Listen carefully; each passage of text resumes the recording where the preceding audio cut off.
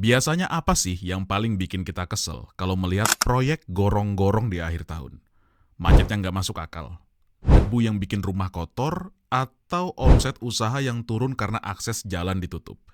Kita semua mungkin udah terbiasa dengan pemandangan jalan yang dibongkar di bulan Desember. Tapi kali ini, situasinya berbeda. Proyek yang katanya untuk kesejahteraan ini justru berubah jadi mesin pembunuh. Ini bukan lagi soal kenyamanan. Ini soal nyawa yang hilang ditelan kelalaian. Di Indonesia itu ada sebuah siklus yang rasanya udah kayak jadi tradisi. Proyek gorong-gorong dadakan di akhir tahun. Dan anehnya, meski dikerjakan tiap tahun, banjir tetap datang dan pengerjaannya itu pasti lambat. Lubang-lubang dibiarkan menganga, tumpukan tanah dibiarkan menggunung, dan keamanan pejalan kaki itu seringkali berada di urutan yang paling terakhir. Nggak terkecuali juga di kota M, Malang. Sebut saja nama beliau Nenek. Sore itu langit kota Malang sedang tidak bersahabat. Hujan turun sangat deras, dan ini jenis hujan yang membuat pandangan mata terbatas. Nenek seperti sore-sore biasanya ingin membeli ikan bakar untuk menu makan malamnya. Dengan berbekal sebuah payung, beliau berjalan perlahan menembus hujan.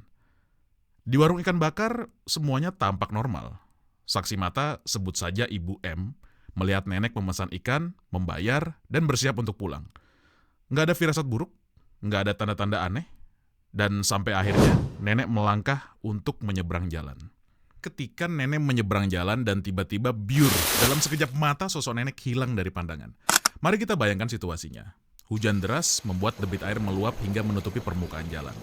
Karena proyek gorong-gorong yang belum selesai, dan juga minimnya pembatas yang jelas, batas antara jalan aspal dan lubang maut itu jadi samar. Semuanya terlihat jadi kayak genangan air biasa aja. Nenek terperosok ke dalam lubang proyek yang menganga. Ibu M berteriak histeris. Warga berlarian mencoba menolong. Mereka sempat melihat payung nenek tersangkut di pinggiran lubang. Nah, ini sebuah harapan kecil bahwa beliau masih bisa ditarik. Tapi derasnya arus air di bawah tanah itu jauh lebih kuat. Dan dalam hitungan detik, payung itu terseret dan nenek pun hilang ditelan gelapnya gorong-gorong. Suasana berubah jadi kepanikan massal.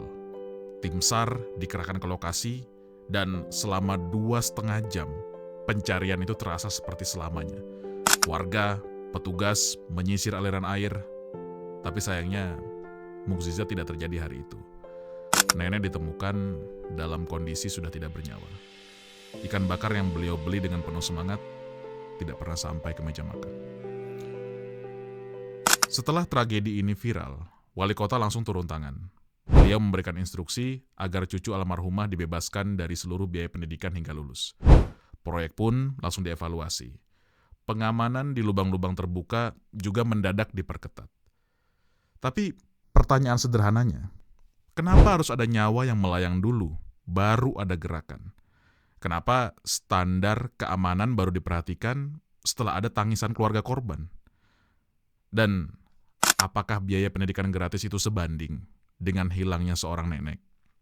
Kejadian di kota Malang ini adalah tamparan keras untuk semua pengelola proyek publik. Proyek yang lambat bukan cuma soal estetika atau kemacetan, tapi soal keselamatan manusia. Jangan sampai proyek akhir tahun terus-menerus jadi jebakan maut bagi warga yang hanya ingin sekedar membeli makan malam. Respect untuk Kota Malang.